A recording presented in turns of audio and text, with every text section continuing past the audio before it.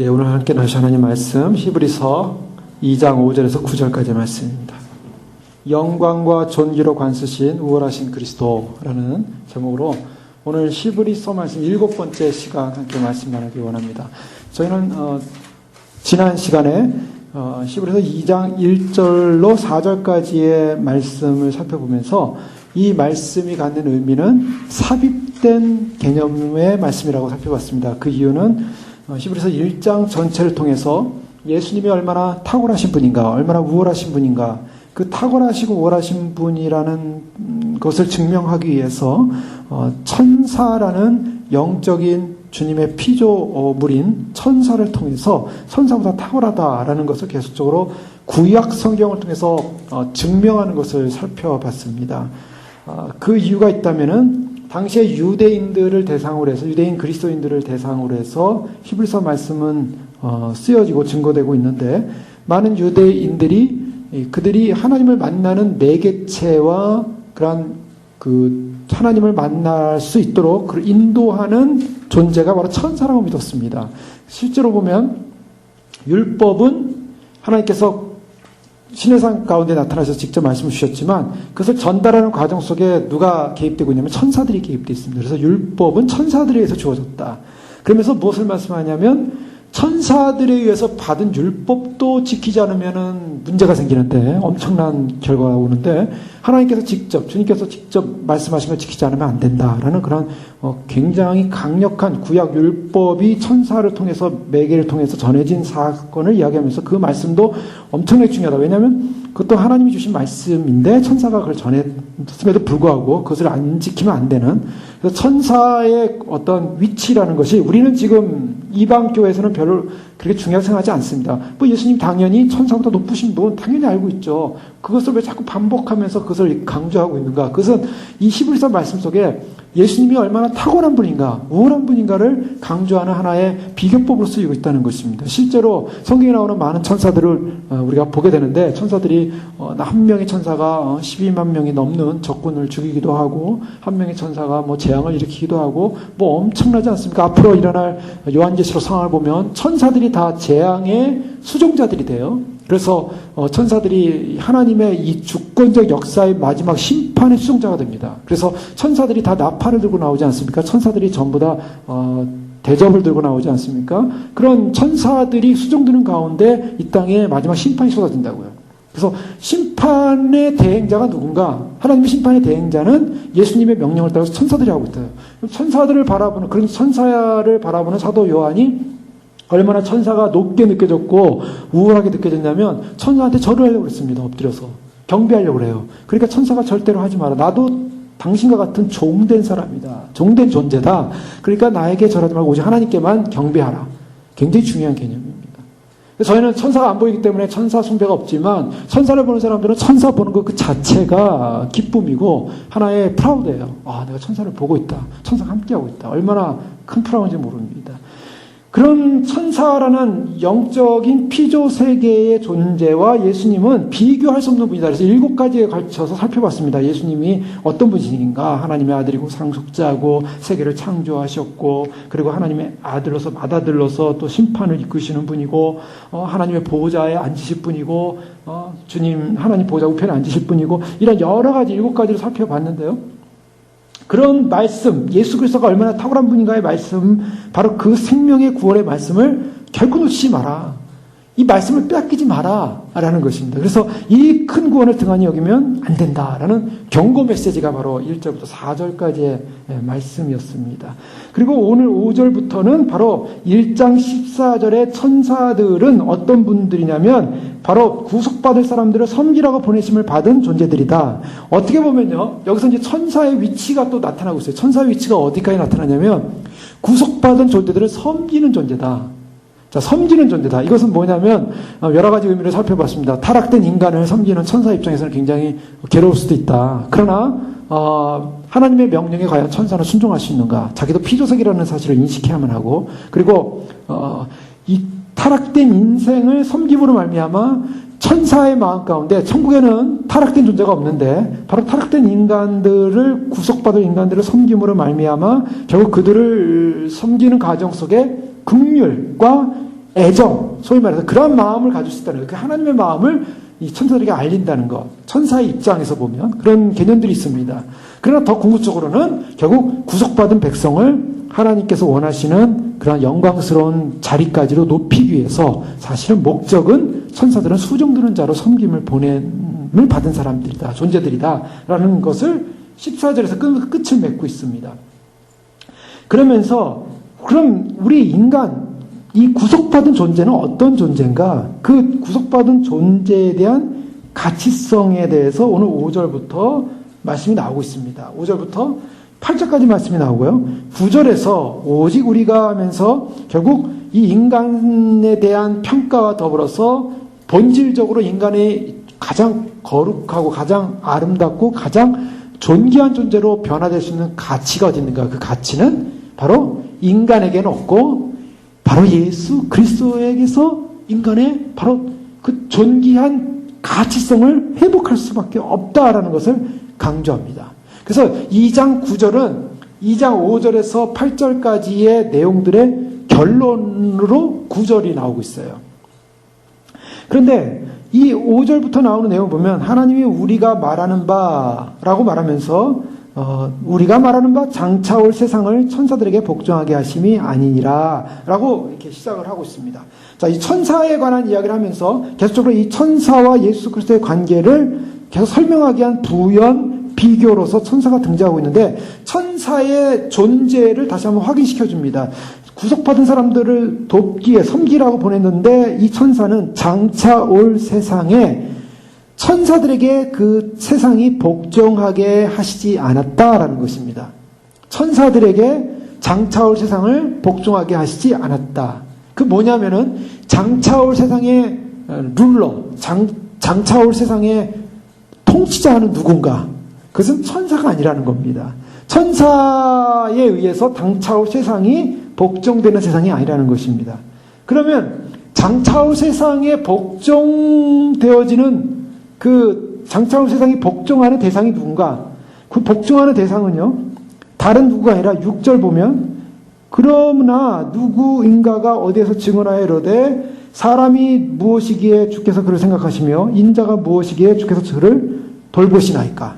사람이 무엇이기에 주께서 저를 생각하시며 인자가 무엇이기에 주께서 저를 돌보시나이까?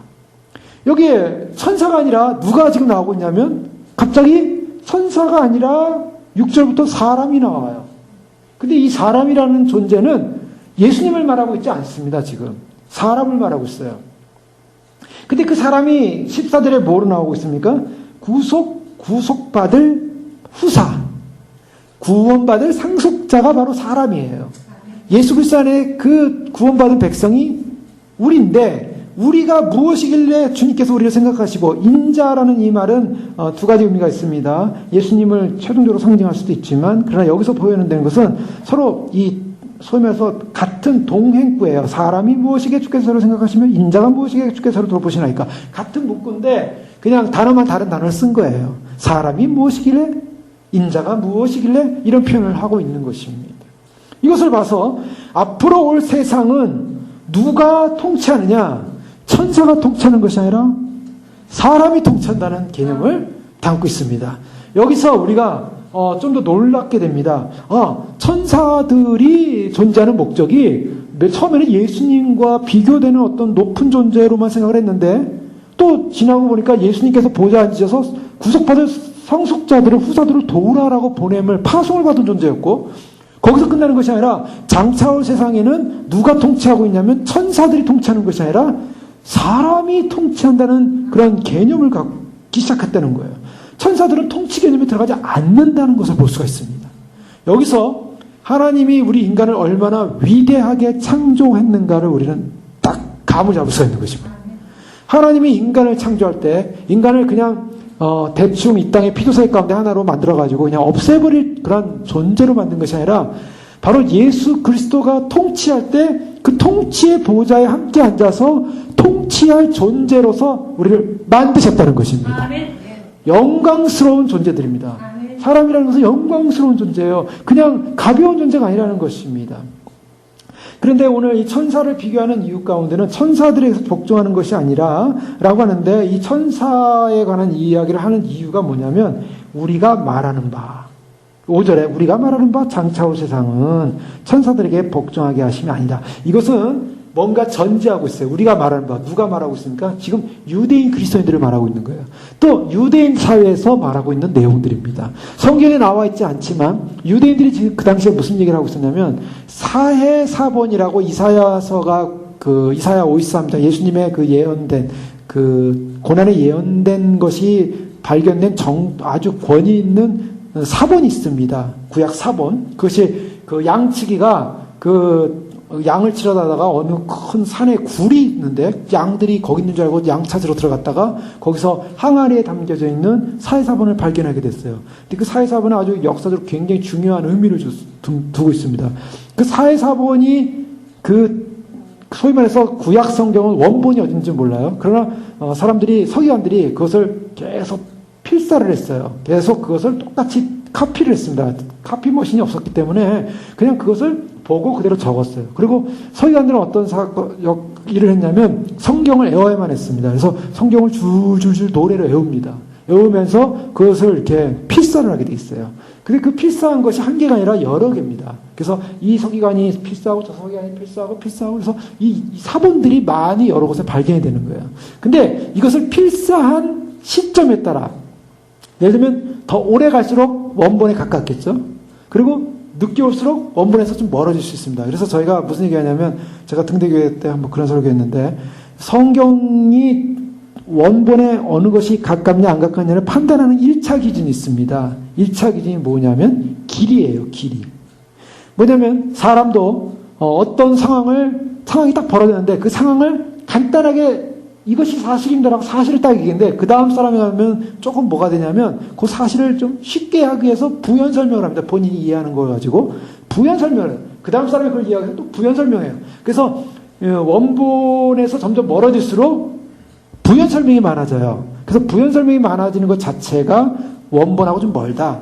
그러나 이제 그 근본적인 그 내용은 통하겠지만, 그러나 거기서 원본에서 벗어난 내용들이 들어갈 수 있기 때문에 그걸 약간 배제시킵니다. 그러면서 어느 것이 실제로 사본 가운데 이것을 정본으로 쓸 거냐, 이것을 텍스트로 쓸 거냐, 그 연구를 오랫동안 이제 그 사본 학자들은 해가지고 그것을 결정한 게 이 성경이에요. 이 성경은 그냥 갑자기 온 게 아닙니다. 굉장히 많은 세월을 통해 이것을 원본, 소위 말해서 문서 비평이라 그래요. 그래서 성경 사본을 가지고 비평을 해가지고 그것을 철저하게 분석을 합니다. 그래서 여기서 온 사본, 여기서 온 사본, 여기서 온 Q사본, M사본, 무슨 사본 해가지고요. 그걸 딱 분석을 해가지고 하기 때문에 성경이 간단하게 온 게 아니에요. 그래서 아주 이게 역사가 깊습니다. 근데요, 우리가 말하는 바라는 이 말하는 바 전제는 당시에 사해사본이 발견되었던 바로 사해사본을 갖다가 저장했던 쿰란 공동체라고 있었습니다.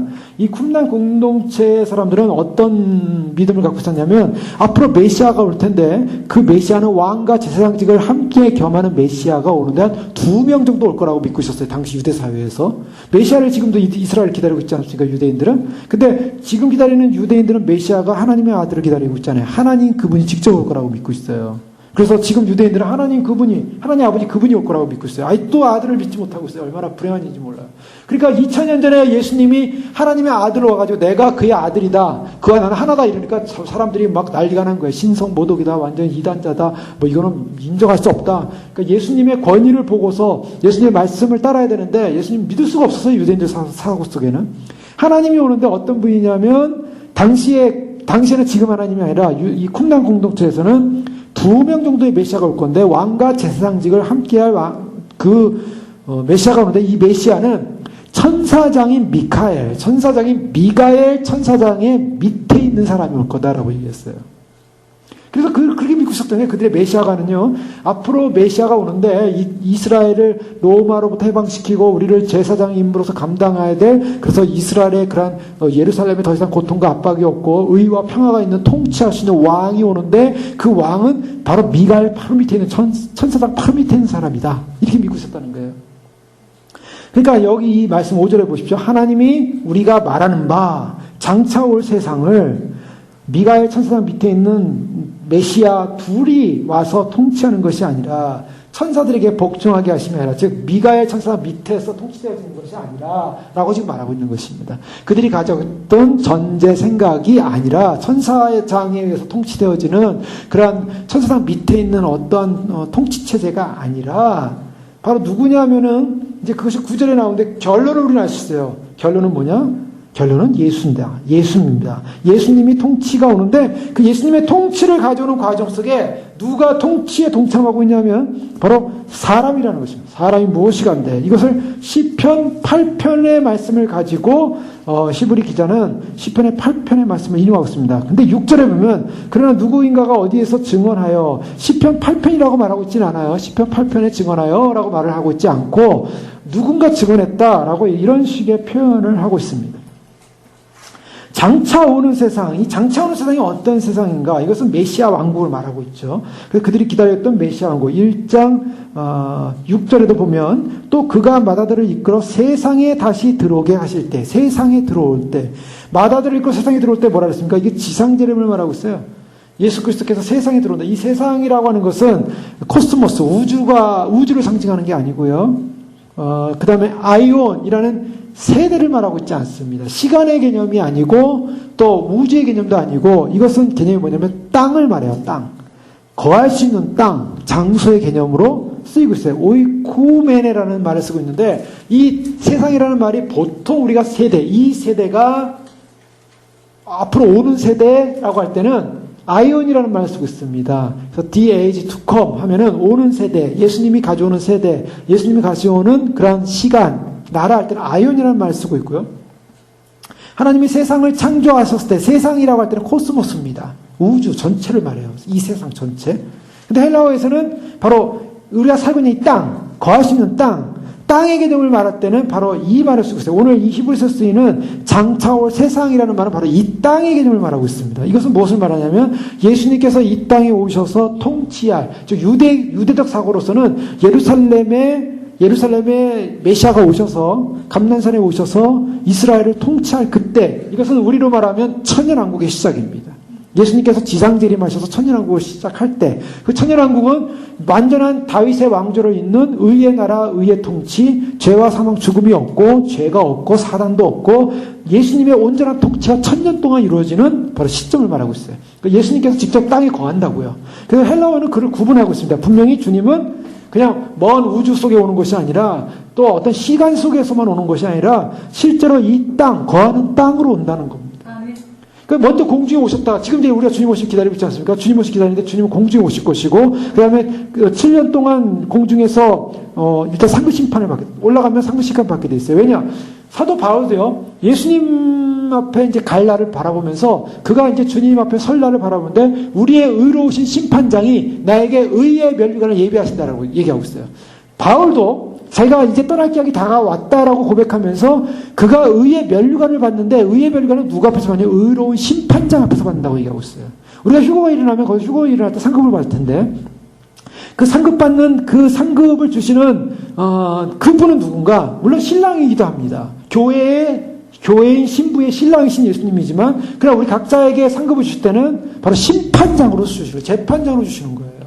그 심판장으로 우리 가운데 공역 심판을 통해서 각자가 신부들이지만 교회들이 각자 다 다른 그런 상급을 받게 될 것이고 그래서 그 영광의 자리를 함께하고 있다가 그 다음에 이 지상 재림 시에 이제 주님께서 마지막 이제 지상 재림하면서 전투하시는 주님으로 2차 세상을 내려옵니다. 그래서 요한계시록 마지막에 보면 입에서 이양검이 나와서 사단과 마귀를 다 잡지 않습니까? 이 세상 군대를 멸하시고 내려오지 않습니까? 전투하는 분이에요. 그래서 우리 주님은요, 요한계시록 처음에 보면 어린 양이 나옵니다. 예수님은 어린 양으로 등장하고 있어요. 사자로 등장하고 있어요. 예수님은요, 우리가 볼 때 사람이지만 완전한 사람, 예수님은 영원한 사람입니다.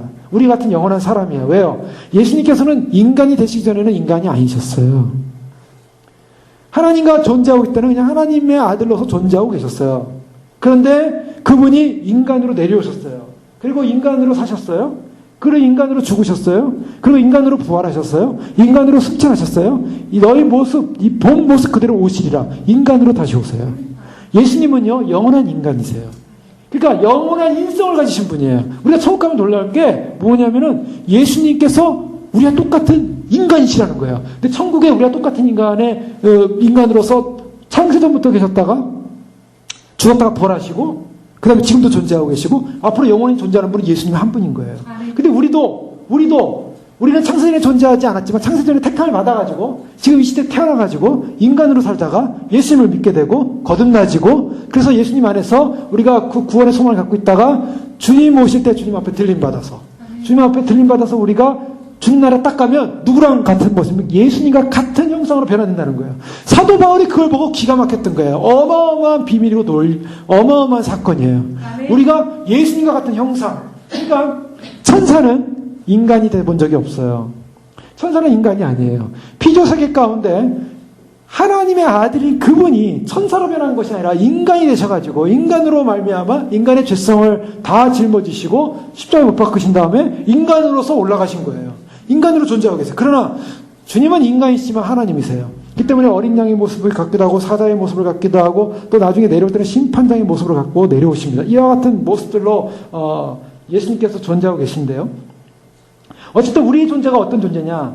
하나님 보실 때 우리는 그렇게 가벼운 존재로 만들지 않으셨다는 것입니다. 엄청난 존재로 우리를 만드셨어요. 그래서 창조 때 만드신 것은 우리로 하여금 이 땅의 모든 피조세계를 통치하고 다스리는 권한을 주셨어요. 그래서 아담으로 하여금 하나님께서 만든 모든 피조세계를 통치하고 다스리라. 왕권자로 주셨다는 거예요. 근데 왕권자로 주셨고 특별한 권리를 주셨고 그리고 창조에 있어서 가장 보배로운 존재로 창조하셨어요. 그래서 맨 마지막에 주님께서 직접 손으로 만드시고 그 다음에 그 코에 생기를 부으셔서 하나님의 영을 부으셔서 하나님과 같은 형상으로서 만드셨어요. 그런 엄청난 통치권을 부여한 이 존재가 하나님이 주신 이 엄청난 하나님의 총애를 멸시했어요. 경멸했어요. 그리고 자신에게 주어진 특권을 남용했어요. 즉 자신에게 주어진 마치 하나님이 주신 왕권자의 특권, 내가 선택할 수 있고 선택하지 않을 수 있는 이 선택권의 특권, 다른 피조세계는 선택권의 특권이 없어요. 하라면 하는 거예요. 순종하는 거예요. 그런데 왕권자로서 특권은 뭡니까? 왕권자의 특권은 다스리고 통치하고 결정하고 판단하는 특권이에요. 하나님 신이 엄청난 특권이었다고요. 근데 그 엄청난 특권은 선악과를 먹으면 안 된다라는 그것을 자기가 판단하고 계산해서 그것을 따먹는 사건을 남용했어요. 하나님의 위엄, 하나님께서 주신 그 위엄을 망각하고 자신이 얼마나 거룩한 존재인가. 아마도 아담이 그 에덴 동산에서 굉장히 후광이 있었을 거예요. 굉장히 그 몸이 타락적인 몸이기 때문에 그 몸이 굉장히 후광이 있었을 거예요. 벗었어도 벗은 것 같지 않은 영광이 아마 있었을 거라고 보여져요. 그런데 그가 영광이 떠나버렸어요. 죄를 짓고. 그러니까 벗은 것으로 해서 수치를 느끼는 것이었거든요. 눈이 열림으로. 어쨌든 그 하나님이 주신 위엄을 망각하고 죄로 인해서 하나님께서 주신 그 엄청난 영광스러운 통치권에 침해가 와버렸어요. 그리고 타락했어요. 자, 타락한 인간. 자, 어떤 면에서 그런 타락한 인간이 어떤 영광스러운 자리를 차지할 수 없을 것 같았는데 성경에서는 그런 인간을 향하여 인간의 엄청난 통치권과 특권과 위엄과 더불어서 인간의 타락, 이 양면성을 다 보여주면서 이 시편 8편에 하나님의 영광이 얼마나 위대한 영광인가 그것을 말하면서 하나님이 지으신 손가락으로 만드신 주의 하늘과 주께서 베풀어 주신 달과 별을 내가 보니 엄청난 하나님의 영광을 보는데 거기에 비교해서 타락된 인간을 보니까 사람은 아무것도 아니더라는 거예요. 시편 8편 4절이 바로 오늘 이 히브리서 2편 2장 6절에 그들이 인용하고 있습니다. 사람이 무엇이기에 주께서 그를 생각하시며 인자가 무엇이기에 주께서 그를 돌보시나이까. 인간, 사람 아무것도 아니라는 거예요.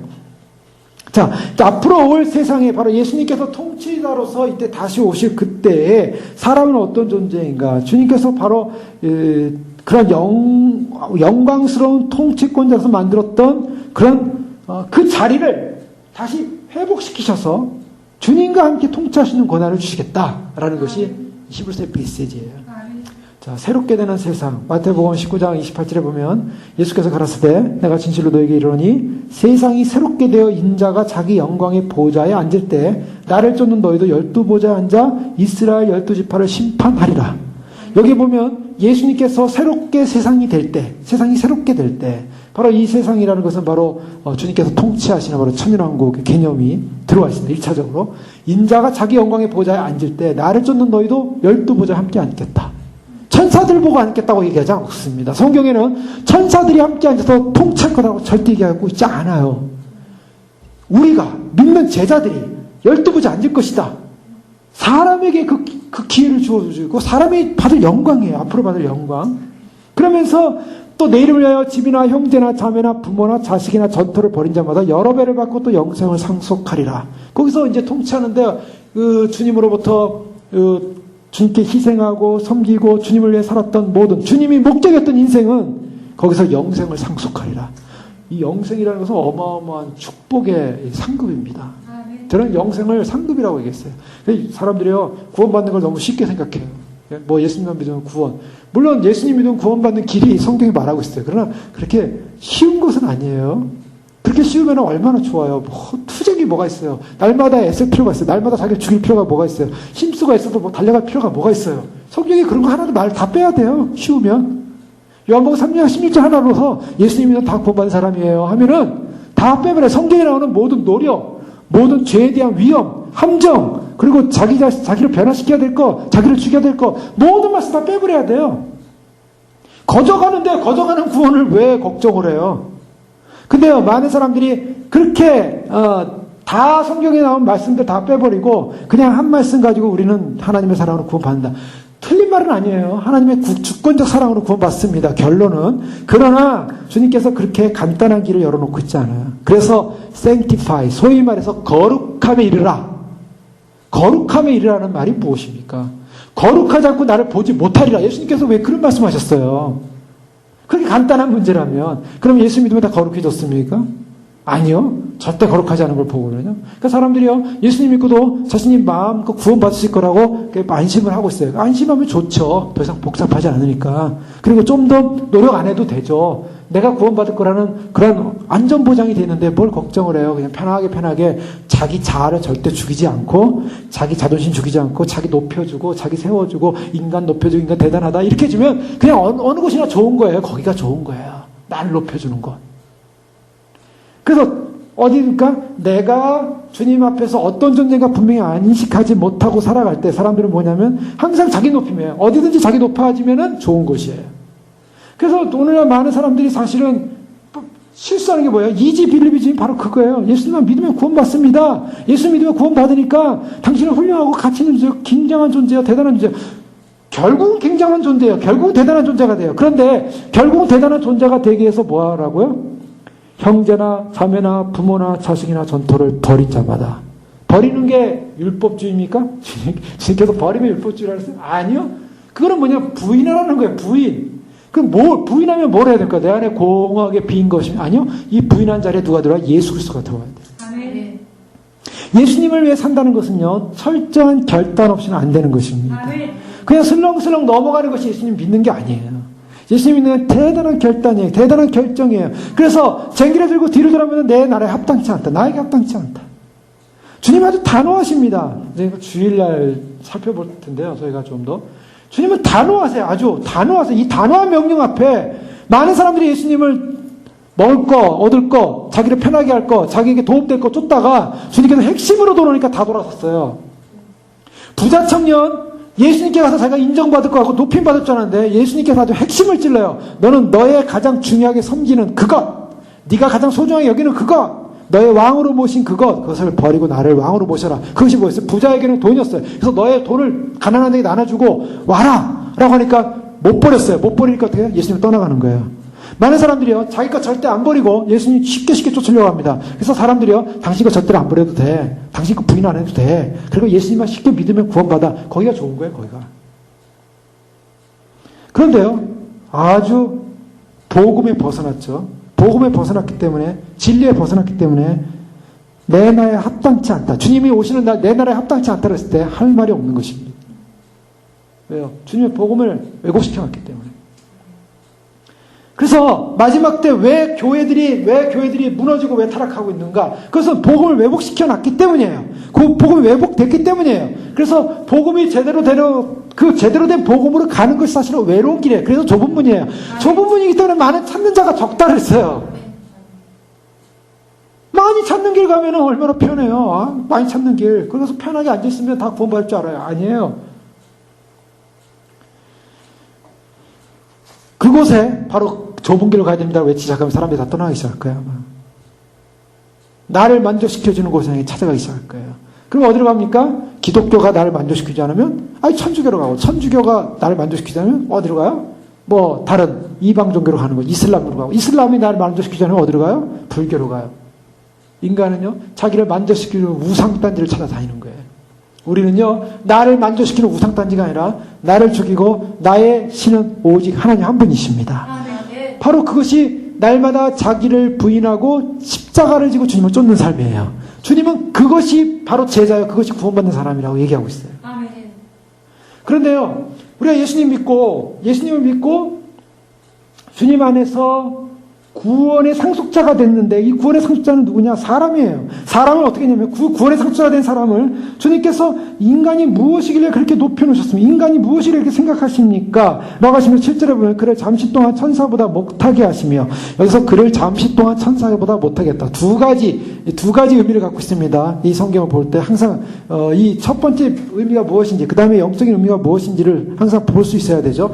그 첫 번째 의미는 무엇입니까? 잠시 동안 천사보다 못하게 하신 것, 바로 인간입니다. 인간이 지금은 천사보다 못합니다. 현실이에요. 우리가 천사처럼 날아다니는 것도 아니고요, 연결을 가는 것도 아니고요, 또 천국을 왔다 갔다 할 수도 있는 것도 아니고요, 죄가 없는 것도 아니고, 천사들은 죄가 없어요. 인간의 죄덩어리, 잠시보다 이 육체적 모습을 갖고 있으니까 천사보다 못한 제한된 존재로 살고 있어요. 그런데 이러한 존재가 어떻게 해요? 영광과 존귀로 관을 씌우신다는 거예요. 주님 오시는 장차 그 세상에서 얼마나 영광스러운지. 지금은 천사보다도 못해요. 그런데 그날에는 영광과 존귀로 관을 씌우겠대요. 지금은 영광과 존귀 관이 없어요. 그날에 씌워지는 거예요. 그날에. 그 때문에 구원이라는 것은 현재적 의미가 와 있지만 그러나 철저하게 미래적인 것입니다. 그날에 관을 써야 돼요. 그런데 관을 씌우시며, 항상 성경을 볼 때 이렇게 잘 보셔야 돼요. 이사야 53장을 보면요, 예수님께서 고난당하시는 그 예언이 됐죠. 이사야 53장 유명한 예언입니다. 이 예언의 내용들을 보면 성경의 예언서에서 표현하는 이 시제가 무엇입니까? 시제는 다 과거예요. 다 이루어진 완료형이에요. 예를 들면은 우리가 전한 것을 누가 믿었느냐? 여호와의 팔이 누구에게 나타났느냐? 그는 주 앞에서 자라기를 연한 순 같고 마른 땅에서 난 뿌리 같아서 고운 모양도 없고 풍채도 없은즉 우리가 보기에 흠모할 만한 아름다운 것이 없도다 하면서 쭉 이제 4절 이하에 보면요, 그는 실로 우리의 질고를 지고 우리의 슬픔을 당하였거늘 이미 당했습니다. 우리는 생각하기를 그의 징벌을 받아 하나님께 맞으며 고난을 당한다 하였노라. 이미 하였노라 라고 말을 했어요. 그가 찔림은 우리의 허물을 인함 때문이요, 그가 상함은 우리의 죄악 때문이라. 그가 징계를 받음으로 우리는 평화를 누리고 그가 채찍에 맞음으로 우리는 나음을 받았도다. 받았습니까? 안 받았습니까? 이미 받았어요. 이제 언제요? 예수님 십자가 사건 전에 받았대요. 자, 이것을 어떻게 해석할 겁니까? 이것은 철저한 예언이에요. 예수님께서 십자가에 못 박혀 돌아가신 것은 예언이에요. 당시 상황으로 해석해서 끝날 상황이 아니죠. 이것은 이미 받았도다라고 결정적 완료를 말하고 있지만 미래에 일어날 사건인 거예요. 자, 이것을 부인하는 사람은 아무도 없습니다. 이 시제가 과거 이사야 당시에 끝났기 때문에 이미 구원은 이사야 시대에 끝났다. 예수님 십자가 사건도 이사야에 끝났다. 이겁니까? 예수님 오시지 않았는데요. 앞으로 오실 분인데. 자, 이것은 성경을 해석하는데 굉장히 중요한, 아직 제가 쉬운 포인트를 알려드리는 겁니다. 성경을 할 때 묵시문학이라고 하는 건 항상 무엇이냐면 과거로 끝난 것 같아요. 현재 일어난 사건 같아요. 그러나 현재 일어난 사건이 현재로서 해석되는 게 아니에요. 이것이 주님께서 앞으로 이실 종말적 완성을 예비해 놓고 있어요. 그래서 미래적 사건을 현재 완성된 것처럼 미리 설명해 놓고 있더라는 거예요. 바로 이것이 성경을 해석하는 관점입니다. 그 때문에 이것이 이 묵시문학을 해석할 때 이것이 과거적 사건으로 끝나는 것이 아니라 과거적 해석의 어떤 상황이 일어날 수도 있어요. 그 상황을 보고 그것이 예언될 수도 있어요. 그러나 그것은 전국적으로 그리스도에서 완성된 그 시점을 말하고 있어요. 오늘 이 말씀도 마찬가지입니다. 뭐냐면 영광과 존귀로 관 씌우시며 만물을 그 발 아래 복종하게 하셨느니라. 끝나버렸어요. 이미 관을 씌웠대요. 하셨대요. 하셨습니까? 아직 안 됐어요. 장차 올 세상이 아직 안 왔어요. 장차 올 세상이 하실 거예요. 하셨느니라. 그러니까 이것은 무엇을 말하고 있냐면 지금 우리가 어떤 사건이냐면 우리가 영적으로는 이미 영광과 존귀로 관 씌울 것을 우리가 소망하고 그 영적인 어떤 하나의 소망을 갖고 있어요. 그래서요, 실제로 보면 이제 이거는 뭐 여담입니다. 영계에서 영안이 열린 사람들이 보면요, 그 어떤 분들 보면 이제 이게 멜루간을 쓰고 있는 걸 보고 있어요. 실제로. 그래서 제가 예전에 아셨던 분은 목사님을 보는데 목사님이 면류관을 쓰고 있는데 면류관이 이게 높아요. 몇 단으로 된 면류관이었어요. 그걸 보고 있어요. 근데 그분이 지금 쓰고 있는 게 아니에요. 근데 보고 있어요. 뭘 말하고 있습니까? 앞으로 되어질 일을 미리 보는 거예요. 자, 이런 거를 연계해서 해석하는데 참 도움이 돼요. 예를 들면 그 신성정 목사님 그 간증 보면요. 거기 보면은 지옥의 형상이 있다가 갑자기 본인이 지옥의 형상으로 있다가 또 천국의 형상이 되고 막 이 장면을 얘기를 해요. 그래서 자기가 지옥에 큰 교회에서 막 교만해가지고 지옥으로 막 영상이 있다가 회개하고 변화되니까 막 천국의 영상이 있다. 이런 설명하는 게 있어요. 그거는 이게 이성으로 이해가 잘 안 되죠. 그런데 이것은 연계의 법칙이에요. 이건 성경에서 이미 나오고 있는 얘기예요. 사실은 우리가 구원을 받은 사람으로 우리가 예정돼 있고 또 구원받은 사람으로 이미 알고 있어요. 근데 히브리서를 말씀을 이렇게 뒤에 가다 보면 한 번 빛을 맛보고 한 번 구원을 확신한 사람이 돌아서면 못 돌이킨다. 못 돌이킨다는 말을 써요. 그러면 왜 빛을 받았을 때 구원이 확정됐어야 되는 거 아니에요? 근데 구원이 확정되지 않고 돌이키면 못 받는다라는 경고를 하고 있어요. 이게 연계의 법칙이에요. 그러니까 많은 사람들이 예수 믿으면 그거 다 구원받는다. 물론 과거적 사건으로 구원받았다. 이미 받았다라고 얘기해요. 그래서 요한복음 3장 10절에서 이미 과거에 받았고 이미 받았으니까 이미 끝난 것이라 해석해요. 아니요. 아직 안 끝났어요. 과거에 받았다는 것은 미래적 사건을 염두에 두면서 받았다라고 하는 거예요. 아멘. 이것이 끝까지 가야 받는 거예요. 아멘. 그러니까 그 끝까지 갈 때까지는 뭐가 필요합니까? 인내가 필요한 거예요. 아멘. 바로 이 인내로서 자기를 돌보지 않는 사람은 결국 구원을 못 받아요. 그래서 중간에 하나 탈락한 사람들이 구원을 못 받는 거예요. 이거 엄청난 사건이에요.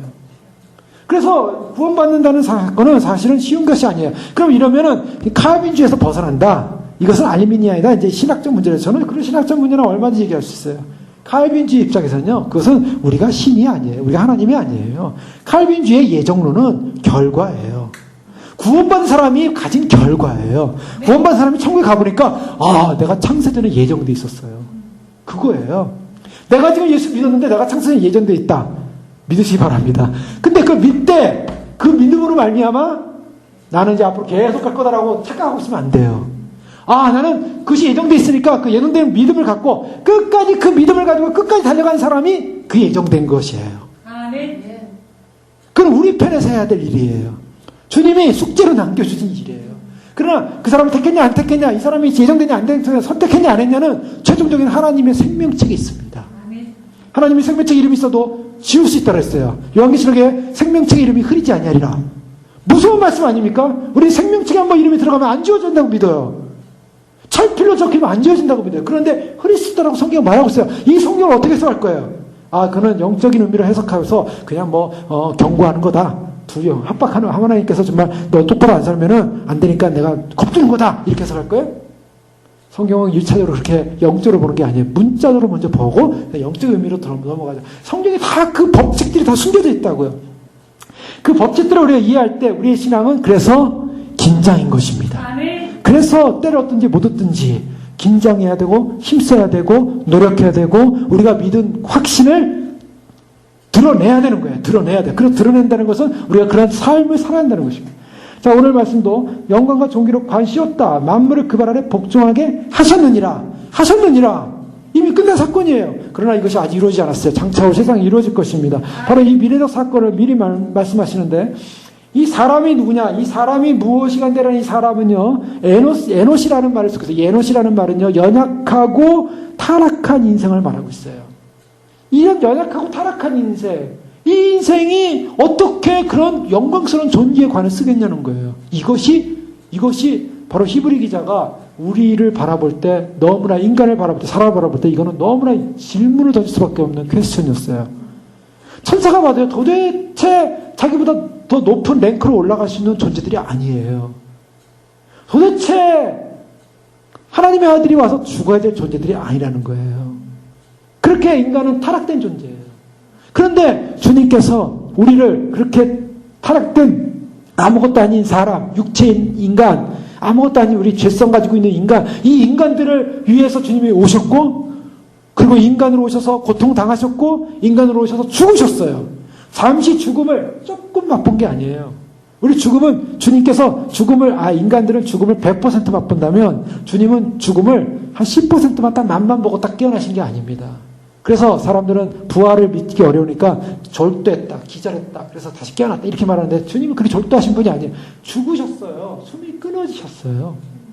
근데 놀라운 것은 그 주님이 다시 육체가 부활했다는 거예요. 살아나셨다는 거예요. 이게 어마어마한 영광입니다. 이것이 우리가 믿어질 때 우리는요, 삶, 죽음 완전히 초월한 인생 돼요. 이거는 우리가 이 사건 앞에 있을 때 예수님의 부활이 아니면요, 우리는 어떠한 소망도 없습니다. 어떠한 소망도 없어요.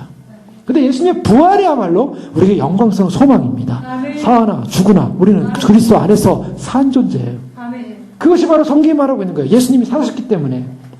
그런데요, 잠시 동안 천사보다 못하게 하시며, 잠시 동안입니다. 이것이 우리가 이 땅을 사는 어떤 하나의 우리가 못한 것이 영원히 못한 것이냐? 그럼 그렇지 않다는 거예요. 천사보다 잠깐 못하게 만들어놨다는 거예요. 그 잠깐 못하게 만들어놓은 이유가 무엇인가? 인간이 타락을 했어요. 한번 죄를 범했어요.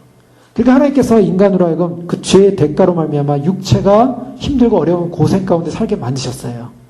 근데 육체가 고생 가운데 사는 건데 이게 영원하지 않아요. 잠깐이라는 거예요. 잠깐. 주님의 그 긴 시간에 비하면 아무것도 않은 시간이에요. 잠깐 고생하는 거예요. 근데 이 잠깐 고생이 왜 우리에게 주어졌냐? 잠시 왜 천사보다 못하게 만들었냐? 그 이유를 성경에서 여러 가지로 설명하고 있어요. 베드로전서 5장 10절에 보면 모든 은혜의 하나님 곧 그리스도 안에서 너희를 부르사 자기의 영원한 영광에 들어가게 하신 이가 우리를 불러가지고 자기의 영원한 영광에 들어가게 하셨대요. 근데 그 영원한 영광을 우리 기뻐요. 아, 영원한 영광, 주님 나라. 그런데 이가 잠깐 고난을 받은 너희를, 여기서 이게 전제가 딱 깔리는 거예요. 우리가 주님께서 우리를 불러가지고 영원한 영광에 들어가게 하셨는데 이 영원한 영광에 들어가게 하신 그 영광의 전제가 있어요. 전제. 고난이에요. 잠깐 고난. 여기서 잠시 동안 천사보다 못한 걸 뭘 말하고 있을까? 결핍을 말해요. 부족함을 말해요. 죄성을 말해요. 그리고 천사는요, 육체가 없어요. 그래서 천사들은 가볍지 않습니까? 그냥 날아다니는 거예요, 그냥 가벼워요. 공간 이동 시공간 이동 막 하죠. 그 천사들, 그런데 우리는 이 육체를 갖고 있으면서 여기서 잠깐 고난을 겪게 돼 있어요. 그래서 사실은요, 인생은요, 고난이에요. 우리가 주님 나라 가서 영원한 영광을 누리기 위해서는 이 땅에서 우리가 잠깐 겪는 건 고난입니다. 그래서 고난을 받는 너희를 어떻게 하려고요? 이 고난이 주는 의미가, 왜 그런 고난이 옵니까? 왜 잠깐 고난받게 했습니까? 고난은 너희를 온전케 하며 굳게 하며 강하게 하며 털을 견고케 하시리라. 이게 어마어마한 비밀이 담겨져 있어요. 영원한 영광의 나라에 들어가게 하셨는데 이 영원한 영광에 들어가게 하기 위해서 주님께서 고난을 겪게 하셨어요. 잠깐 고난. 근데 이 고난이 주어진 건 펄펙이라는 거예요. 온전케 하라는 거, 펄펙하게 한다는 거예요. 그 다음에 굳게, 흔들리지 않아. 스타빌리시. 그래서 스테이블로 완전히 안정된, 굳게 한다. 그 다음에 강하게 한다. 힘있게 한다. 스트렝스. 병이 없고 연약하지 않고 강하게 하고 털을 견고케 하는 것이 바로 고난의 의미예요.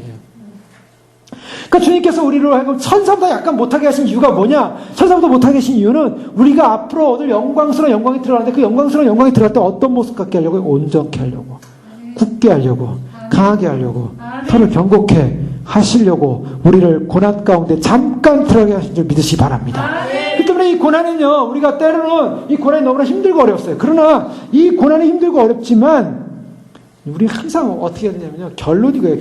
제가 결론 나중에 말하려고 했는데요, 9절에 보세요. 9절에 보면요, 이 고난이라는 것이 단지 우리만 고난에 억울하지 않습니까? 그런데요, 이 고난을 친히 감당하신 분이 계셨어요. 오직 우리가 천사들보다 잠시 동안 못하게 하심을 입은 자, 위에 있는 사람하고 똑같아요. 예수님도 똑같하게 천사보다 못하게 하심을 입고 내려오셨어요. 죽음의 고난 받으심으로 말미암아 영광과 존귀로 관을 쓰신 예수를 보니, 이 앞에 있는 사람이 갖는 경험을요, 예수님께서 그대로 행하셨다는 거예요. 그대로. 예수님께서 천사보다 못하셨어요. 예수님 원래 천사보다 못합니까? 예수님은 한 번도요, 그의 지위, 그의 위엄, 그의 영광, 그의 특권, 그의 존재가 천사보다 밑에 있는 적이 한 번도 없었어요. 물론 예수님께서 이 땅에 오셨을 때도 그 본질적 지위는 변함이 없습니다. 하나님의 아들이시고 천사보다 위에 계신 분이에요. 그런데 딱 한 가지, 그의 존재의 현 존재가 몸이었어요. 몸. 몸의 제한을 받았어요. 천사보다 못한 거는 그가 하나였어요. 몸의 제한을 받고 오셔가지고 인간으로서 인간의 몸을 입고 고난을 받으셨어요. 고난. 죽으셨어요. 그로 말미암아 영광과 존귀가 관시어졌어요. 이걸 뭘 예표하냐면 우리로 하여금 우리가 왜 이 땅을 살면서 사람으로 태어났는가? 사람으로 태어나서 아무것도 아닌 이 사람이 에노시 같은 이 정말 이 죄덩어리인 사람이 천사보다 못하게 우리가 고난을 받고 있는가? 이 땅에서 병약하고 약하고 그다음에 제한받고 피곤하고 그다음에 삶에 지치고 또 영적인 싸움을 싸워야 되고 뭐 이런 어떤 연약함, 이 연약함이 흙으로 만들어진 이 존재를 왜 여기서 살게 하셨습니까, 주님? 그런 영광과 존귀를 관시우기 위해서. 그런데 예수님께서 바로 그 연약한 육체의 모습을 오셔가지고 고통을 당하신 거예요. 침뱉음 당하고 채찍 당하시고 그 다음에 못에 박히시고 그 다음에 창 옆구리에 찔리시고 이 모든 육체적 고통을 당하시고 돌아가시고. 자, 예수님께서 그것을 경험했기 때문에 뭘 뭐냐? 인간으로서 예수님이 경험하고 예수님은 어떻게 되셨습니까? 존귀와 관을 쓰셨어요. 영광의 관. 인간으로 하여금 이 땅 가운데서 주님을 믿는 사람들이 구속받은 백성들이 이 땅에서 고난받고 어렵고 잠깐 고생하는 건 바로 예수님이 앞서가신 그 길을 우리가 답습하는 것입니다. 따라가는 것입니다. 예수님을 따라가서 제자의 길로서 따라가서 결국 어떻게 됩니까? 우리로 하여금 그 고난 속에서 그 고난의 십자가를 통해서 결국 우리도 그리스도와 함께 십자가에서 고난받으시고 고난받고 십자가와 함께 주님과 함께 죽고 우리의 자아가 죽고 우리의 모든 육성이 죽고 죄성이 죽고 우리가 다시 부활함으로 말미암아 영광과 존귀를 관시우시는 놀라운 계획인 줄 믿으시기 바랍니다. 아멘. 얼마나 영광스러운지. 주님께서 그러해서 우리로 하여금 이러한 잠깐의 고난을 겪게 하셨어요. 근데요, 이 잠깐의 고난을 겪고 난 다음에 오는 영광이 뭡니까? 영광, 존귀, 영광, 존귀. 바울은 영광, 존귀 이미 말씀드렸습니다. 디모데 후서 4장 7절에서 8절에 보면요. 내가 선한 싸움을 싸우고 나의 달려갈 길을 마치고 믿음을 지켰으니 이제 후로는 나를 위해 의의 면류관이 예비되었으므로 주 곧 의로우신 재판장이 그날에 내게 주실 것이니 내게만 아니라 주의 나타나심을 사모하는 모든 자에게니라. 아멘. 자, 지금 이 잠깐 고난받는 사람이 결국 영광과 존귀로 관을 씌우시는데 영광과 존귀로 관을 씌우는 그 조건이 뭔가? 그것은 달려가는 사람. 아멘. 선한 싸움을 싸우며 달려가는 사람. 아멘. 그리고 그것을 끝까지 달려가야 돼요. 아멘. 달려갈 길을 마칠 때까지. 그 다음에 그때까지 믿음을 지켜야 돼요. 그것이 의의 멸관이 예비된 거예요. 아멘. 우리 신앙이라는 것이 그런 의미에서는 굉장히 그냥 가만히 있어서 그냥 오토매틱으로 다 구원받는 게 아니에요. 지금 바울은 투쟁하고 있어요. 싸워야만 했어요. 그죠? 그 다음에 달려가야만 했어요. 맞춰야만 했어요. 지켜야만 했어요. 근데 그 앞절에 보면요. 디모데 후서 4장 5절, 6절 말씀 보면 그러나 너는 모든 일에 신중하여 고난을 받으며 전도자의 일을 하며 내 직무를 다하라. 전제와 같이 내가 부어지고 나의 떠날 시간, 기약이 가까웠도다. 떠날 시간이 가까웠다. 근데 이 앞에 떠날 시간이 가까웠다라고 하면서 내가 앞으로 주님으로부터는 의의 면류관을 받게 될 건데, 관을 쓰게 될 건데, 그 앞에 뭐가 있었어요? 너희는 모든 일에 신중하여 고난을 받으래요. 고난을 받으라. 디모데가요, 바울에게 편지를 받는데, 바울 그 아버지가 영적 아버지죠. 너 고난을 받고 전도자 일을 하고 직무 다 해라. 불편한 얘기 안 하고 있어요. 너 축복받을 것이다. 너 형통할 것이다. 너 아무 문제 없을 것이다. 고난도 없을 것이다. 넌 모든 게 넌 잘 될 거야. 이렇게 위로만 해줬다면 디모데하고 나가 떨어졌을 거예요. 그런데 바울은 분명히 알고 있어요. 이 길은 그렇게 편안한 길 아니다. 고난받아야 될 길이다. 전도자의 일을 해라. 내 직무 다 해라. 전제와 같이 내가 다 부어줬다. 바울은 자기를 다 부었다고 얘기하고 있어요. 그리고 떠날 시간이 가까웠다. 그러면서 나의 선한 싸움 싸우고 달려갈 길 마쳤고 지켰으니 나를 위해 의의 면류관입니다. 자, 영광으로 관쓴다는 게 뭡니까? 잠시 고난. 잠시 고난받는 우리를 천사보다 못하게 하시고 영광과 존귀로 관씌우셨다. 이 말 속에는 어마어마한 내용이 담겨져 있는 거예요, 사실. 우리가 성경을 볼 때 이렇게 딱 두 문장으로 끝나는 것 같지만 이 두 문장은 항상 축소된, 성경은 축소된 것입니다. 이 축소된 마이크로필링 같은 이 말씀을 쫙 위로 올려가지고 쫙 펼쳐보면요. 그 안에 엄청난 고난이 있어요. 엄청난 싸움이 있어요. 엄청난 인내가 있어요. 엄청난 믿음을 지킴이 있어요. 이런 싸움 없이는 영광이 주어지지 않는다는 거예요. 바울은 그래서 자기를 전제처럼 다 부었대요. 다 부었대요. 자기를 전체로 다 제사로 드려버렸어요. 자기 인생을, 자기 삶을. 그 자기 전체를 다 들여 부어놓고 이제 나의 떠날 시간이 다가오고 있다. 나의 떠날 시간이 다가오고 있다. 이제 나에게 예비된 거는 뭐냐? 내가 전체를 부은 인생 마지막은 nothing, 아무것도 아닌 게 아니라 의의 면류관이 예비되고 있다. 할렐루야. 이 사람이 승리자입니다. 우리가 승리하는 비결은 뭐냐면 이 땅에서 내가 할 거, 내가 누릴 거, 내가 원하는 거 다 살다가 나중에 갔는데 아무것도 없어요. 이거 끝난 인생이에요. 아무것도 없으면 다행인데 지옥에 떨어져요. 그 끝난 인생이에요. 그게 아니라 내가 내 인생을 주를 위하여, 주의 나라를 위하여, 하나님 나라를 위하여 선한 싸움을 싸우며 믿음의 싸움을 싸우며 믿음을 지키며 모든 것을 다 내가 부어줬어요. 근데 아무것도 없을까요? 주님이 의의 면류관을 예비하고 계시대요. 아멘. 근데요, 이 의의 면류관을 나만 주시는 것이 아니라 바울이 뭐라고 얘기하냐면요, 바울처럼 이렇게 믿음으로 산 사람에게 의의 면류관이 주어지는 것이 아니라 바울 플러스 누구에게 주어지냐면 바울, 그러니까 또 동일한 사람, 주의 나타나심을 사모하는 모든 자에게니라. 할렐루야. 이것이 바로 휴거자의 영광입니다. 아멘. 여러분, 신부가 되고 휴거를 소망한다는 게 어떤 가치를 갖고 있나? 사람들은 너무나 휴거를 쉽게 생각해요. 휴거를 또 쉽게 던져요. 휴거보다는 뭐 어떻게 환난해서 버티자, 버티기. 그거 아니에요. 주님이 우리에게 영광을 주신 것은 주의 나타나심을 사모하는 자에게 뭐가 주었다고요? 의의 면류관. 아멘. 휴거를 소망하는 백성에게 의의 면류관이 주어질 줄 믿습니다. 아멘. 분명한 거예요. 왜요? 점점 믿음이 없어지기 때문이에요. 주님 오실 때 믿음을 보겠느냐. 믿음 없는 사람들과 이 세상과 또한 믿음 없는 많은 옆에 있는 사람들과 우리가 믿는 것을 보수한다는 게 쉬운 게 아니에요. 사실은. 그 외로운 싸움이에요. 그러나 이 외로운 싸움은 뭡니까? 주님을 사랑할수록 더 견고해집니다. 아멘. 자, 우리가 믿음을 지키는 방법이 뭡니까? 믿음을 지키는 방법은 다 한 가지예요. 주님을 사랑하는 거예요. 아멘. 나를 사랑하는 게 아니에요. 나를 사랑하는 사람은 믿음을 버립니다. 주님 오시면 뭐 그렇게 대단해요.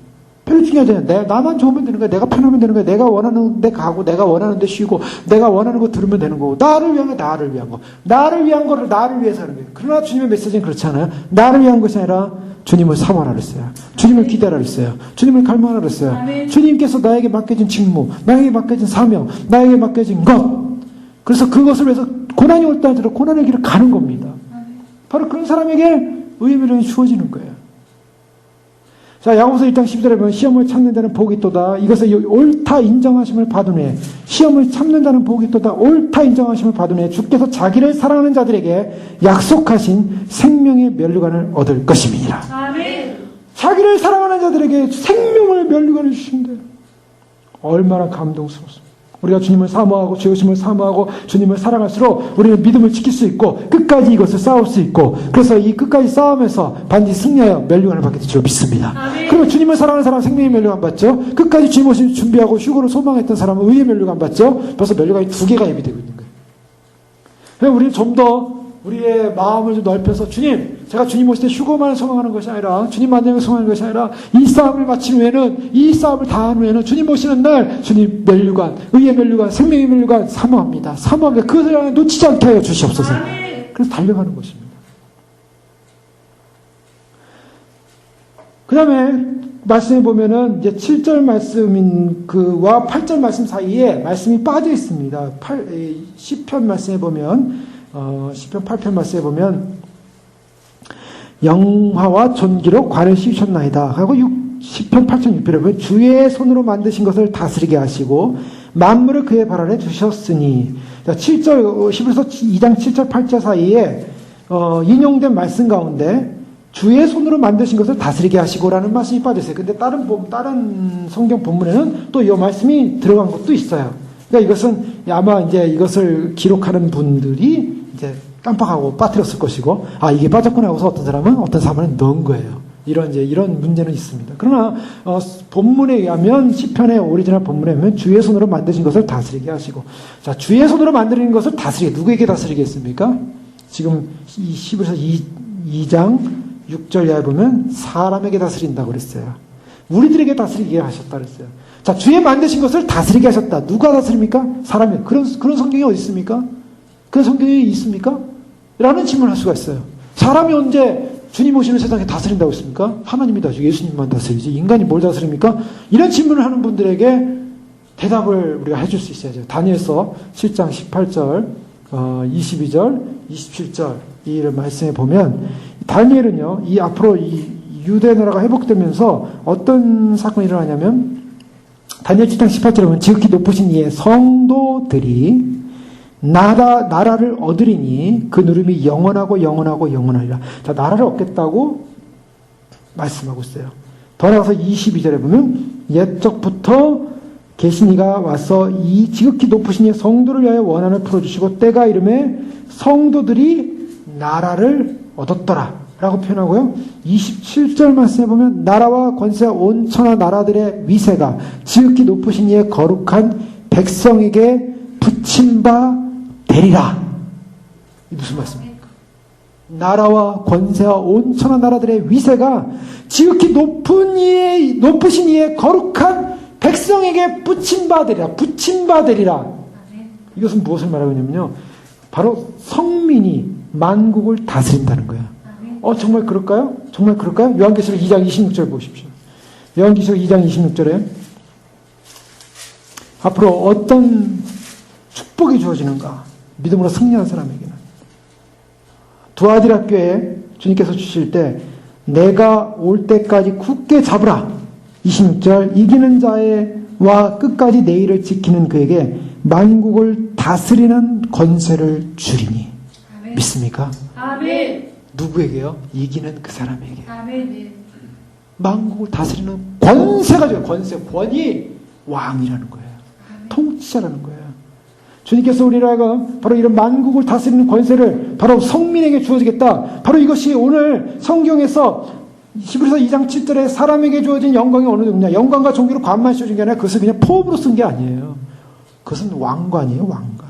소위 통치자라는 거예요. 주님께서 면류관을 주신 사람들은요. 바로 앞으로 올 세상에서 통치권을 갖는다는 겁니다. 그래서 그 통치권을 갖는 사람은 요한계시록 21장 7절에 보면 이기는 자는 이것들을 유업으로 얻으리라. 하나님 나라를 유업으로 받으면서 나는 저의 하나님이 되고 그는 내 아들이 되리라. 그 아들이 되리라는 것은 바로 주님의 후사가 된다는 거예요. 주님과 함께하는 후사.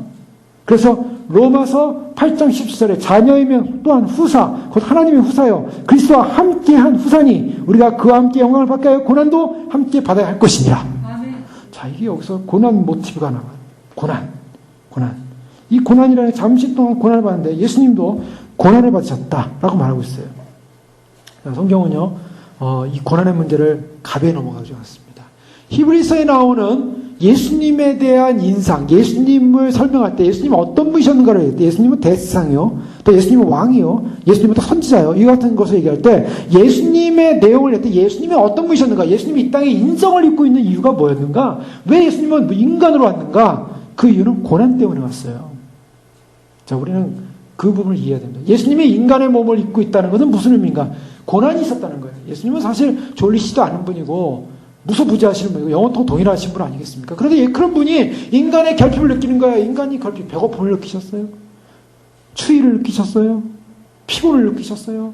그 다음에 십자가에서 고통을 느끼셨어요? 그래서 그런 고통, 고난, 히브리서 2장 18절에 보면 자기가 시험을 받아 고난을 당하셨은즉 시험받는 자들을 능히 도우시니라. 주님께 어디까지 고난 받으셨습니까? 죽는 그 자리까지, 죽기까지 고난을 받으셨어요. 주님의 고통은 어디까지냐? 죽는 자리까지였어요. 죽고 난 다음에 주님은 어떻게? 그 다음부터 영광이었어요. 부활, 승천. 그리고 하나님 보좌고 편한 자리 계시. 그러나 죽기까지 고난을 받으사. 고난은 죽기까지 받으신 거예요. 그러니까 예수님께서 이 땅에 몸을 입고 오시는 것은 고난을 당하시는 것이에요. 고난. 그래서 히브리서 5장 8절에 그가 아들이시라도 받으신 고난으로 순종함을 배워서 히브리서 5장 9절에 보면 온전하게 되셨습니다. 자기에게 순종하는 모든 자에게 영원한 구원의 근원이 되시고 고난받으심으로 순종함을 배웠대요. 근데 그 고난이 뭘 만들었어요? 온전하게 만드셨다. 그분은 고난받으심으로 인간으로서 온전할 수 있는 길을 여신 겁니다. 우리가 어떻게 고난을 통해서 온전해질 수 있습니까? 라는 질문도 있어요. 예수님이 고난을 통해서 온전해지셨어요. 인간으로서 육체가 온전해지셨다는 거예요. 인간과 똑같은 연약함을 갖고 있는데 그 고난을 끝까지 담당했어요. 십자가에서 끝까지 돌아가심으로 하나님에 대한 믿음, 본인의 사명에 대한 그 중심, 그리고 본인이 희생당해야 되는 모든 죄를 짊어지고 돌아가야 하는 저주에 대한 심판을 본인이 다 감당했어요. 인간의 몸으로. 그래서 온전하게 되신 거예요. 우리도 주님을 믿음으로, 고난 가운데서 주님을 믿음으로, 우리 어떤 상황 가운데서 주님과 동행함으로 우리도 온전해진다는 것입니다. 그래서 예수님을 믿고 우리가 이 땅을 살 때, 우리가 사는 동안 그 삶의 마지막까지 끝까지 그 믿음을 지킬 때 온전해지는 거예요. 주님이 온전해지셨기 때문에 주님이 온전하시면 우리를 온전하게 지키시는 것입니다. 그다음에 히브리서 10장 30절에 보면 전날에 너희가 빛을 받으니 고난의 큰 싸움이 참은 것을 생각하라. 자, 이제 예수님만이 고난받는 것이 아니라 믿는 성도들도 고난을 받게 돼 있어요. 그리고 히브리서 11장 26절 36절 또 믿는 그 믿음의 사람들이 그리스도를 위하여 받는 능욕, 고난을 말하고 있어요. 예수님은 히브리서 13장 12절에 자기 피로서 백성을 거룩하게 하려고 성문 밖에서 고난을 받으셨느니라. 고난 받으셨다고 얘기하고 있어요. 자, 9절 말씀에 보면 우리가 천사들보다 잠시 동안 못하게 하심을 입은 자, 예수님의 인성을 말하고 있어요. 곧 죽음의 고난받으심으로 말미암아 영광과 존귀를 관에 쓰신 라고 말하고 있어요. 자, 잠시 동안 무슨 사건이 일어났습니까? 잠시 동안 고난받는 사건이 일어나는데요.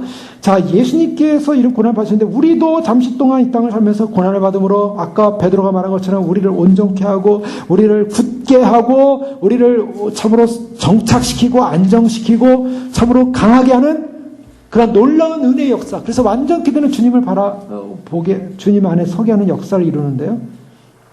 자, 이런 영광이 어떻게 이루어지는가? 자, 이것이 지금 완성이 아직 안 됐습니다. 미래적 사건이에요. 우리 인간이 그렇게 변화될 거예요. 믿는 후속자들이 앞으로 후사가 돼서 그렇게 될 겁니다. 그러면 이 후사가 된다는, 이 후사가 이렇게 될 거라는 사실을 어떻게 증명하냐? 우리가 그렇게 될 거라고 어떻게 증명하냐? 아, 이거는 그냥 예수 믿는 사람들이 그냥 생각하는 게 아니냐? 아니요. 9절에 바로 그 증거가 다른 이유가 없습니다. 히브리 기자는요, 죽음의 고난받으심으로 말미암아 영광과 존귀로 관을 쓰신 예수를 보니, 아멘. 예수를 보니, 오늘 말씀의 핵심은 바로 여기 있습니다.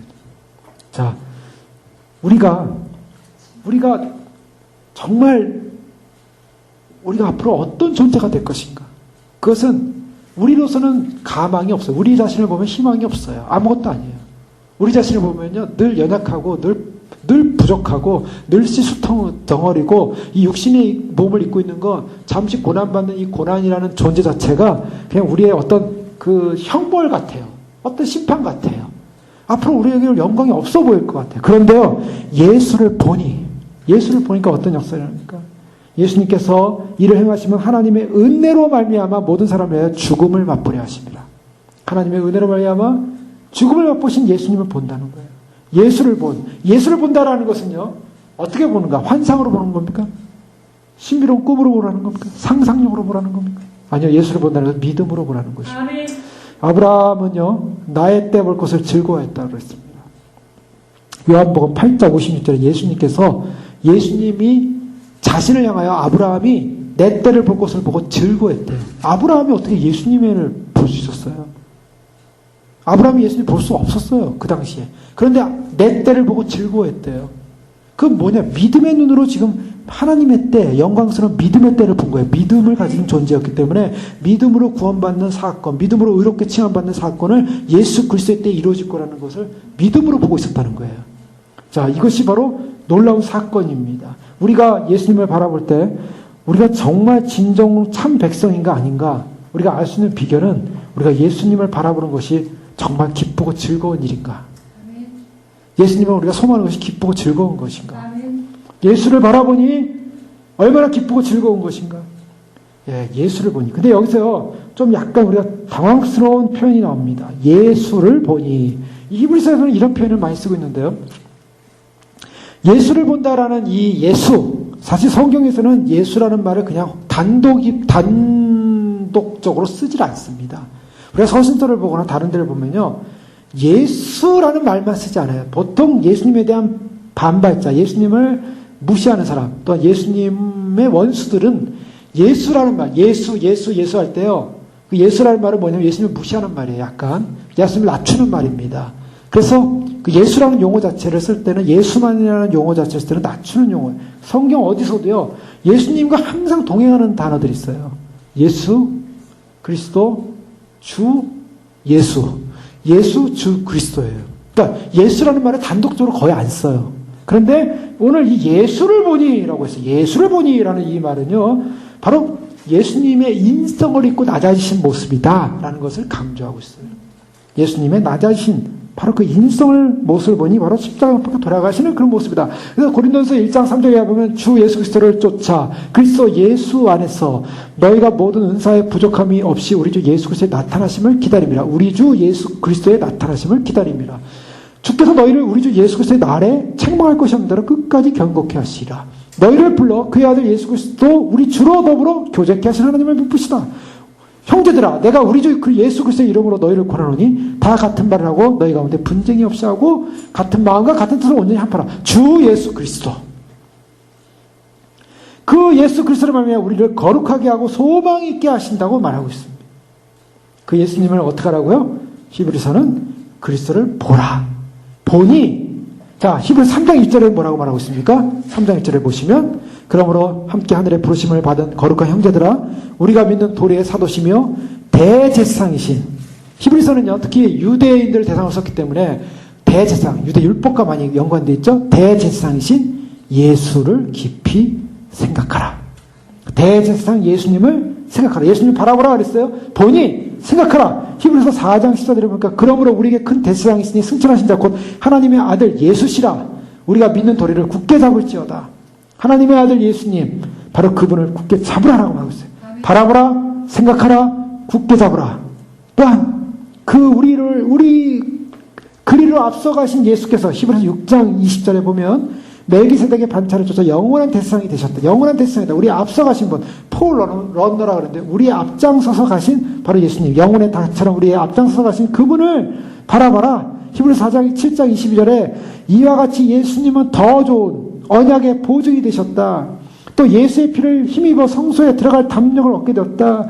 예수님과 관련해서요, 예수님의 피, 대제사장, 언약의 중보, 예수님이 우리의 구원자로서 오신 바로 희생 제물로 오신 분이라는 것을 굉장히 강조하고 있어요. 그의 인성을, 제사와 피와 십자가를 강조하고 있습니다. 히브리서 12장 2절에 보도 또 뭐라고 말씀합니까? 히브리서 12장 2절에 보면 1절부터 보면 이러므로 우리에게 구름같이 둘러싼 허다한 증인들이 있으니 모든 무거운 것과 얽매기 쉬운 죄를 벗어버리고 인내로서 우리 앞에 당한 경주를 경주하며 인내로서 경주하며 믿음의 주여 또 온전케 하시는 이 예수를 바라보자. 아멘. 바라보라는 거예요. 아멘. 예수님을 바라봐요. 예수님 어떤 분이셨어요? 그는 앞에 있는 기쁨을 위해 십자가를 참으신 분이었대요. 부끄러움을 개천했대요. 하나님 보좌 우편에 앉으셨대요. 예수님을 바라볼 때, 예수님 바라보니까 예수님의 인성을 가지고 계신 모든 예수님을 볼 때, 예수님은 우리를 위하여 피를 뿌리셨고, 예수님은 우리를 위하여 대제사장으로 오셨고, 예수님은 우리를 위하여 자기를 희생하셨고, 예수님은 우리를 위하여 십자가에 죽으셨고, 예수님은 우리를 위하여 고난받으신 분. 그 예수님을 바라보라는 거예요. 그런데 그 예수님으로 끝난 것이 아니라, 그렇게 고난받고, 고통받고, 어려움당하고, 잠시 고난을 당하신 바로 천사보다 못했던 그분이 영광과 존귀로 관을 쓰시고, 영광의 보좌 앞에 올라가셔서 앞으로 장차 올 세상의 영광의 보좌에서 바로 우리 사람들, 구속받은 후사들과 함께 그 예수님을 쫓은 사람들과 함께 고난받고 어려움당하고 그래서 이 땅 가운데서 고통 가운데 주님의 십자가와 함께 이 땅에 믿음으로 살았던 그 사람들과 함께 믿음을 지킨 그 사람들과 함께 그 사람들에게 영광의 면류관을 씌워주시고 존귀의 관을 씌워주시고 그래서 의의 면류관, 생명의 면류관 세우셔서 예수님과 함께 관 쓰신 예수님과 함께 보좌에 앉으셔서 통치하게 하시겠다는 것입니다. 아멘. 그러기 위해서는 바로 그 증거가 뭐냐? 바로 우리를 위하여 먼저 고난받으시고 사람으로서 고난받으시고 온전해지시고 바로 고난을 끝까지 이기시고 끝까지 죽으시고 그리고 부활하신 바로 예수 그리스도를 바라보자. 아멘. 바로 그것이 우리의 구원이요. 아멘. 천사하고는 비교할 수 없는 영광이 주어진다는 사실입니다. 아멘. 예수님 바로 그런 분이십니다. 우리가 바라야 될 분은 우리가 앞으로 얻어야 될 영광의 나라, 영광의 통치, 주님께서 영광의 존귀와 그 관을 씌워주실 그 영광스러운 그 시간, 그래서 인간에게 처음 주었던 부여했던 그 통치권, 만물의 그 발 아래 복종케 하시는 그 놀라운 은혜가 바로 예수 그리스도 안에서 이루어지는 것입니다. 예수 그리스도 안에 있다는 어마어마한 특권입니다. 단지 우리가 예수 믿는 것이, 예수 믿고 나 편하게 살다가 아무 문제 없이 구원받는 것, 나를 위한 예수님, 얼마나 좋은 예수님이에요. 이 정도로 예수님 믿는 게 아닙니다. 우리는 주님이 이루신 그 영광스러운 통치 보좌에 올라가야만 되는 존재로서 부름받고 있다는 것입니다. 그런 존재가 되기 전에 어떻게 되고? 잠시 잠깐 천사보다 못한 존재로 있다는 거예요. 바로 그것이 현실입니다. 그것을 우리는 부인할 수 없습니다. 그러나 이 잠시 잠깐의 천사보다 못함으로 오는 사건은 뭡니까? 예수님은 인성을 가지고 십자가에 못 박혀 돌아가셔야만 했습니다. 우리가 직접 십자가에 못 박혀 오늘날 못을 박혀 죽지 않습니다. 그러나 우리의 정과 욕심을 십자가에 못 박고 우리가 그리스도 안에서 우리 자신을 죽이고 우리 자아를 죽이고 오직 그리스도를 나의 왕으로 모시고 나를 창조하신 그 창조주 하나님 앞에 우리가 주님을 주로 모시고 인정하고 믿음으로 살아갈 때 우리는 십자가에 못 박힌 예수님과 더불어 십자가에 못 박아 죽고 다시 살아 영광의 관을 쓰게 될 줄 믿습니다. 아멘. 바로 그런 사람만이 그날의 통치가 되는 것입니다. 아멘. 그날의 구원의 축복입니다. 그걸 놓치지 마시고 예수님을 바라보심으로 예수를 보니 바로 관 쓰신 그 예수님께서 잠시 잠깐 이 땅에 육체로 고난당하신 바로 그 고난의 모습 끝까지 이기신 그 예수님을 보니 그 영광이 주어졌음을 믿고 우리도 예수님 바라보고 우리의 남은 시간 끝까지 우리가 남은 고난 끝까지 직무를 다하고 최선을 다하고 바울이 디모데에게 말했던 것처럼 참으로 끝까지 믿음을 지키고 끝까지 주님 앞에 서는 날까지 이기는 자로서 반드시 주님과 함께 이 고난의 마지막 시간을 통과함으로 주님 오시는 날 주님 바라는 자에게 의의 면류관을 주시고 주님을 사랑하는 자에게 생명 면류관 주신 희과 영광에 서는 저 여러분 되시길 주님으로 축원합니다. 아멘. 기도하겠습니다. 그렇습니다. 우리가 이 시간 말씀을 살펴보면서 우리에게 주어진 이 권위와 그 영광이 얼마나 위대한 것을 다시 한번 확인할 수 있게 하시니 감사합니다. 주님 참으로 우리를 부르심은 단순한 참으로 우리의 잠시 육체 그리고 우리의 영혼 구원을 위한 부르심만이 아니라 하나님 주님께서 태초에 창조 때 참으로 인간에게 보여줬던 바로 그 영광의 통치의 자리 인간에게 줬던 그 존엄, 위엄 그 영광의 자리를 다시 회복시켜 주시고 주님과 함께 그 영광의 자리에 함께 앉아서 참으로 주님을 만나고 주님을 경험하고 주님을 체험하고 그래서 그 영광의 자리에서 주님을 높여드리는 아버지 그래서 주님과 함께 영원히 통치하는 그 장차올 세상에서의 그 주님 그 위엄 그 축복 그러기 위해서 우리가 잠시 잠깐 천사보다 못한 상황에서 주님처럼 주님이 가신 길처럼 고난을 당하고 있습니다. 고난을 당할 것입니다. 아버지 하나님 그 고난을 당하는 그 길 앞에 우리가 빼앗기지 않게 하시고 끝까지 지키게 하시고 끝까지 이기게 하시고 끝까지 승리할 수 있도록 주님 축복하여 주시옵소서. 이 고난의 시간을 결코 참으로 주님 이 고난의 시간이 아프고 힘들지만 앞으로 영광이 크기에 그 영광을 향해 달려갈 수 있는 믿음의 인내자들로 이기는 자들로 축복하여 주시옵소서. 주 앞에 주여로 기도하겠습니다. 주여 주여 주여 아버지 하나님 아버지 우리에게 주신 이 고난의 시간 아버지 하나님 결코 아버지 하나님 짧은 시간 아버지 하나님 참으로 주님 길지 않은 시간입니다. 아버지 하나님 주님께서 우리에게 준 영광의 시간 높고 위대합니다. 아버지 하나님 참으로 천사보다 못한 아버지 육신의 몸을 갖고 있습니다. 아버지 인성의 몸을 갖고 있습니다. 그러나 주님 오시는 그날에 우리는 아버지 하나님 주님을 맞이하게 될 것입니다. 아버지 그날을 향하여 달려가게 하시고 그날의 주님을 바라보게 하시고 그날의 믿음을 주님을 의지하게 하시고 아버지 하나님 그 영광스러운 날을 소망하며 믿음으로 달려가며 오직 주 앞에 설수에 부정하며 들어